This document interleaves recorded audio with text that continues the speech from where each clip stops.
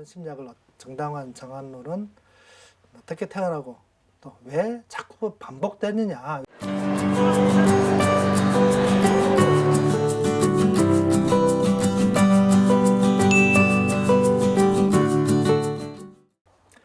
안녕하세요. 책 있는 자리 책자리입니다. 요즘 뭐 시국이다 보니까 조용히 살아야 되겠다는 그런 것들을 많이 생각하실 거예요. 특히 여행하시는 분들, 그 주위에 좀 어딜 가고 싶어도 못 가시는 분들 많이 있는데, 그 중에서도 일본 같은 경우에는 더 그렇겠죠. 그래서 오늘은 일본에 관한 이야기를 하나 가져왔습니다. 책 제목은 왜 일본은 한국을 정복하고 싶어 하는가.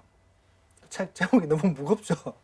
그 부제가 있는데, 정한론으로 일본 거국파의 사상적, 지리적 기반을 읽다, 그렇게 되어 있습니다. 일본이 한국을 정복하기 위한 그런 배경 같은 그런 내용이라 생각하시면 될 것 같습니다. 일본 제국은 거국파의 한국 정벌론에서 시작되었습니다. 일본이 그 조선 침략을 정당한 정한론은 어떻게 태어나고 또 왜 자꾸 반복되느냐, 왜 되살아나느냐, 그런 내용을 가지고 있는데요. 한국과 일본이 수교한 지 한 55년 정도 지났습니다. 사실 수교 때부터 사실 굉장히 큰 말들이 많았었죠. 한일 관계가 그때부터 계속 조금 좋아지긴 하는데, 그 내면적으로는 사실 갈등을 계속 깊어가고 있는 것도 사실입니다. 최근에는 강제징용 배상 관련 판결, 또 일본의 수출 규제도 있었고요.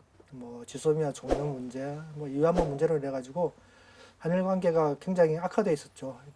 여기서 주목할 것은 현재 이렇게 많이 이슈가 되어 있는 한일 역사 문제가 예전 5, 60년 전 한일 협정에서 비롯한 문제이고, 사실 그 한일 협정이 체결한 주도했던 기시 노부스케가 있습니다. 기시 노부스케라는 사람이 현재 아베 신조 총리가 외할아버지와 외손자의 관계라는 것이죠.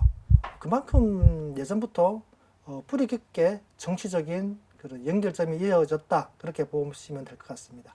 한일 갈등 그리고 또 한중일 갈등의 근본적인 원인을 찾으려면은 그 일본의 요시다 쇼엔에서부터 시작하는 그 정한론의 뿌리를 파헤쳐야 한다, 그렇게 책에서 이야기하고 있습니다.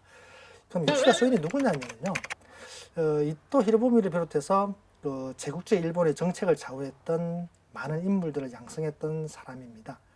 특히 지금 아베 총리가 가장 존경하는 인물로 이 사람을 꼽을 정도이기도 하고요. 이처럼 이 근대 일본에 큰 영향을 끼친 쇼엔이 내세운 사상이 바로 정한론입니다. 서양 열강들과 맺은 이 불평등 조약을 개선하고 러시아를 비롯해서 제국 침략에 맞서 일본을 지키려면 조선을 정벌해야 된다, 그런 논리거든요. 이 책에서는 그 한반도의 정치 역학적인 부분이 아니라 우리나라 그 한반도 주변에 있는 베트남이나 타이완 같은 주변 나라들, 또 청일 양국 외교 경과를 분석하면은 정한론의 이면을 계속 파헤쳐주고 있습니다. 이 책을 읽다 보면은 사실 청일 양국, 또 미국, 러시아, 프랑스, 서양 각국의 그런 그 당시의 정치적인 흐름을 좀 파악할 수도 있고요. 조선의 그런 국제법적 위치를 악용함으로 해서 일본이 조선을 계획적으로 어떻게 정복을 계획했는지를 알 수 있습니다.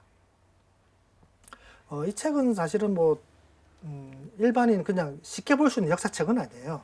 보시다시피 책 내용도 사실 좀 굉장히 빡빡하게 많이 기술이 돼 있어요. 보기에 조금 불편한 부분도 있습니다, 사실은요. 그래서 역사에 관해서 책에 좀 관심 있으신 분들 같으면은 이 책을 보는데 크게 어려움은 없을 정도로 잘 쓰여져 있는 책입니다. 특히 끝부분에 보면은 이 한반도 중립화를 이야기하고 있는데, 한일 관계 이런 미중 갈등을 틈에서 사실 우리나라가 굉장히 좀 힘든 부분도 있잖아요. 그런 강대국의 패권 경쟁에 기울이지 않고 통일과 평화를 앞당길 수 있는 유일한 대책이라고 이 책에서는 이야기하고 있습니다. 이 책은 한일 관계를 비롯해서 역사에 관심 있는 분들한테는 굉장히 괜찮게 볼 수 있는 책이지 않을까 생각되는데, 대신에 이 책이 좀 무거워요. 무겁기 때문에 보기에 조금 힘들지 않을까, 그런 생각이 들기도 하는데, 좀 요새 뭐 시간이 좀 나시는 분들은 보기에 괜찮지 않을까 생각 들었습니다. 오늘은 왜 일본은 한국을 정복하고 싶어 하는가 이 책을 소개해 드렸습니다. 네, 고맙습니다.